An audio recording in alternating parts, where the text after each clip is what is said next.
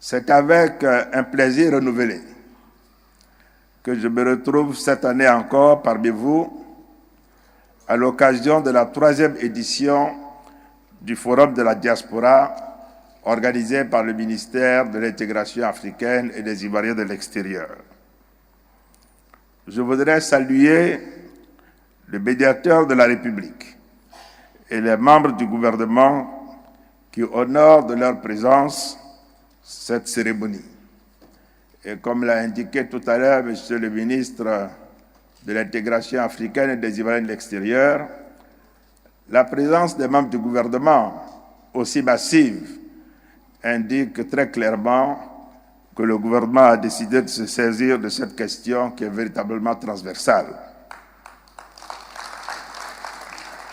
Je voudrais saluer en outre tous les Ivoiriens de la diaspora qui ont effectué le déplacement pour prendre part à cette édition. Chers compatriotes de la diaspora, ce forum est le vôtre et je voudrais vous le dire très clairement. Il me plaît enfin de saluer ici la présence de tant d'experts de renom, d'éminents représentants des ONG impliqués dans la problématique du phénomène migratoire. Il y a 2 ans déjà, j'ai eu l'insigne honneur de présider la 2e édition qui a porté essentiellement à la fois sur les risques énormes que prenait notre jeunesse à tenter de s'expatrier par tous les moyens et sur la richesse que représente à terme une migration sûre, ordonnée et régulière. Ce nouveau rendez-vous d'Abidjan aura à se pencher sur l'une des multiples dimensions de l'enjeu migratoire, à savoir la mise en place des mécanismes devant favoriser le retour et la réinsertion de nos talents et cadres expatriés. C'est pourquoi le gouvernement se félicite encore une fois de la qualité d'une participation qui s'étoffe d'édition en édition. Ces éditions constituent des tribunes d'échange qui nous permettent tous ensemble de mener des réflexions pour asseoir une politique répondant aux attentes de nos concitoyens et de nos compatriotes expatriés. À cet égard, vous me permettrez de féliciter tout particulièrement M.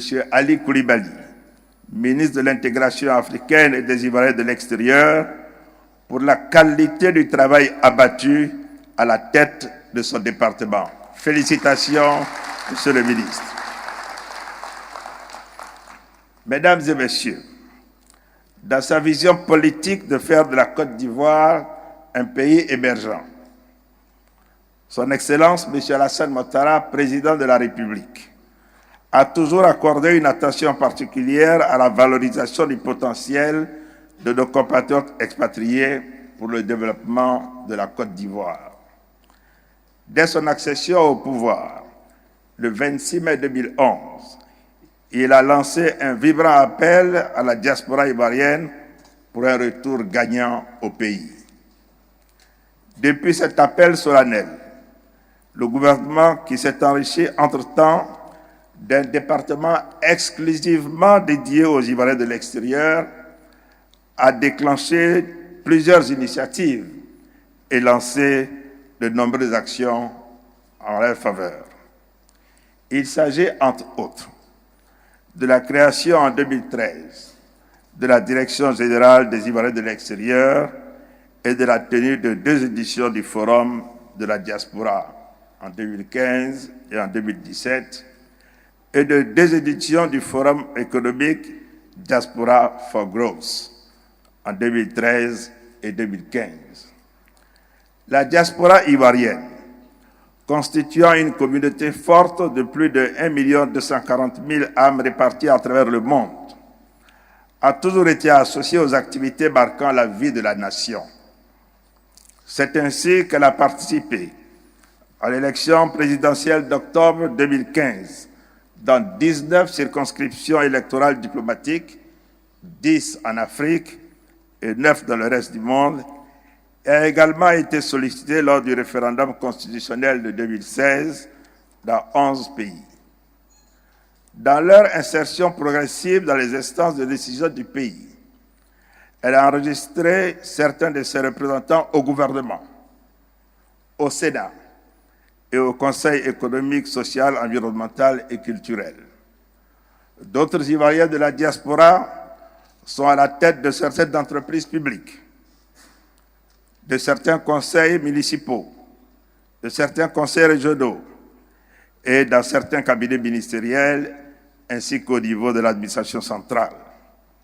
Certaines de ces compétences ont été recrutées soit par voie de concours ou par appel à candidature.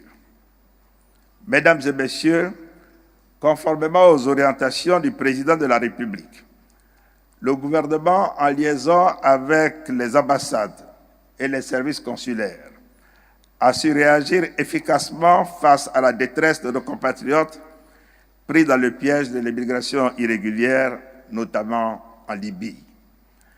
Ainsi, de mai 2017 à mai 2019, avec le précieux concours de l'Organisation internationale des migrations, l'OIM, près de 6 000 de nos compatriotes ont pu regagner sains et saufs leur pays dans des conditions de dignité optimale. Dans ce groupe d'Ivoiriens revenus au pays, près de 4 500 d'entre eux ont pu bénéficier d'un appui à la réintégration. Dans le même ordre d'idées, le gouvernement a adopté un plan national pour le retour et la réintégration, mis au point par le ministère de l'Intégration africaine et des Ivoiriens de l'extérieur avec le soutien de l'OIM. Cette politique vise à faire en sorte que nos compatriotes en situation de détresse à l'étranger soient protégés, ramenés au pays et intégrés dans la vie socio-économique. Mesdames et messieurs les panélistes, le choix du thème du Forum 2019, talent et investissement, le rendez-vous de l'emploi et des opportunités, vient à point nommé en ce qu'il nous renvoie justement à l'épineuse question de la migration en termes d'opportunités et de celle de l'emploi des jeunes qui constitue une priorité de l'action gouvernementale. En effet, il apparaît clairement aujourd'hui que les enjeux de la contribution de la diaspora sur l'Afrique sont d'une importance non négligeable. D'abord dans sa contribution au développement de nos pays sur le plan financier et entrepreneurial, mais aussi par l'intermédiaire du mécénat de compétences. Sur le plan financier, les statistiques les plus récentes de la Banque mondiale montrent l'importance des transferts de devises vers notre continent. En effet, les flux financiers de la diaspora vers l'Afrique ont augmenté de plus de 44% en 2008 et 2017. Ils ont atteint environ 69 milliards de dollars américains. Sur les 3 dernières années, ces flux financiers dépassent le volume annuel de l'aide publique au développement à hauteur de plus de 30%. En ce qui concerne la Côte d'Ivoire, elle se situe au 18e rang africain des pays récepteurs en passant de 199 millions de dollars US en 2008 à près de 380 millions de dollars US en 2017, soit une progression d'environ 91%. Oui, frères de la diaspora, merci pour votre contribution au financement de l'économie de notre pays. En outre, le thème de cette édition contribue à valoriser le rôle primordial de la diaspora en termes de capital humain. Les expatriés qui rentrent chez eux contribuent directement ou indirectement à l'essor de leur pays, par le partage de leurs connaissances, par la création d'emplois et donc de la richesse à partir des investissements. Ils prennent des initiatives, créent des micro-entreprises, exploitent les compétences et les ressources financières acquises à l'étranger et engagent de la main-d'œuvre locale. Ce n'est peut-être pas toujours facile. Nous avons tout à l'heure vu le film qui nous a donné quelques exemples de réussite. Alors, pour les exemples où il y a des difficultés, le gouvernement accompagnera et inspirons-nous de ce que nous avons vu dans ce beau film. Et je voudrais féliciter les auteurs du film. Oui, ils prennent des initiatives, comme je l'ai dit, et il s'agit de capter et de tirer le meilleur profit de cette richesse en expertise et en compétences dans des domaines variés. Mesdames et messieurs, notre pays doit réussir le défi d'accompagner notre diaspora dans son insertion socio-économique. Je voudrais saisir cette occasion pour exprimer notre gratitude au Fonds de solidarité africain et exprimer notre reconnaissance à son directeur général pour son appui inestimable à ce processus. Nous allons tout à l'heure procéder à une signature de convention portant sur la mise en place d'un mécanisme d'appui à la création d'entreprises par les Ivoiriens de l'extérieur. C'est un pas important de matérialisation de ce choix politique de valorisation des atouts de la diaspora. Nous sommes d'autant plus heureux et confiants à l'avenir que ce mécanisme initié par le ministère de l'intégration africaine et des Ivoiriens de l'extérieur pourra à terme aboutir à la création d'un Fonds national de solidarité.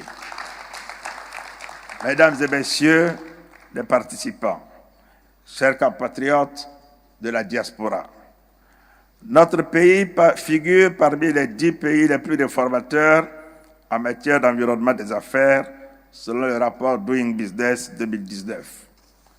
Tout à l'heure, le ministre de l'Intégration africaine et des Ivoiriens de l'extérieur vous a également parlé de la dynamique de croissance dans votre pays.